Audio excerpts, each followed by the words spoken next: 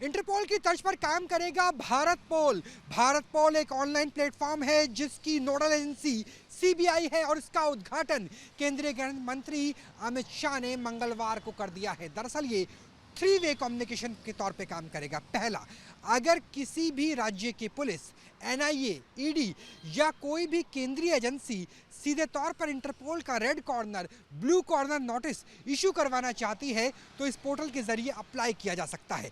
अगर इंटरपोल के पास कोई ऐसी स्पेसिफिक सूचना है कि कोई अंतर्राष्ट्रीय भगोड़ा, कोई अंतर्राष्ट्रीय आतंकवादी संगठन भारत के अंदर एक्टिव हो गया है तो वो भी सीधा राज्यों की पुलिस या केंद्रीय एजेंसियों के पास पहुंच सकती है। और सीबीआई इसी के जरिए red corner, blue corner, black corner, white corner notice के लिए ट्रेनिंग का काम भी कर सकती है।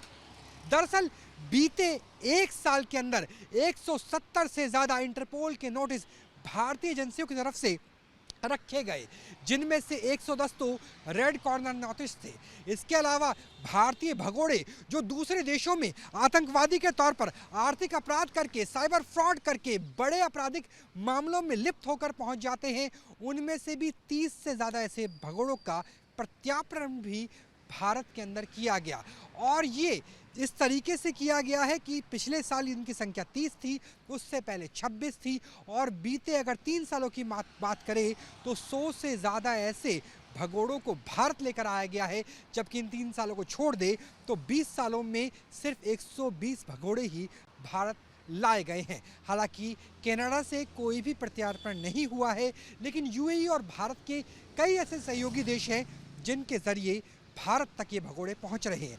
पहली बार यह भी हुआ है कि सीबीआई के एक नहीं बल्कि 3 अधिकारी इंटरपोल के साथ काम कर रहे हैं, एक सिंगापुर में और 2 फ्रांस में।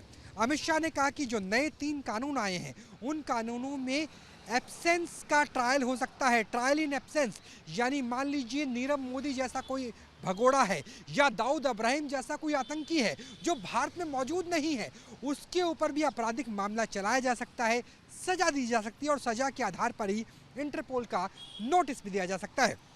यानी इस कॉमन प्लेटफॉर्म के जरिए इंटरपोल के समक्ष भारत पोल को खड़ा किया जा रहा है, जिससे जो आमतौर पर इंटरपोल के नोटिस में 1 साल का वक्त लग जाता था, अब चंद दिनों के अंदर या कुछ घंटों के अंदर भी वो नोटिस निकाला जा सकता है।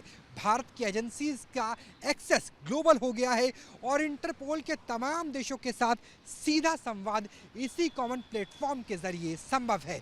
यानी आर्थिक अपराध हो या आतंकवाद, इन सब की जांच में एक बड़ी क्रांति भारत पोल के तौर पर अब नजर आएगी। कैमरा सहयोगी जयराम के साथ राहुल डबास, न्यूज नेशन, दिल्ली।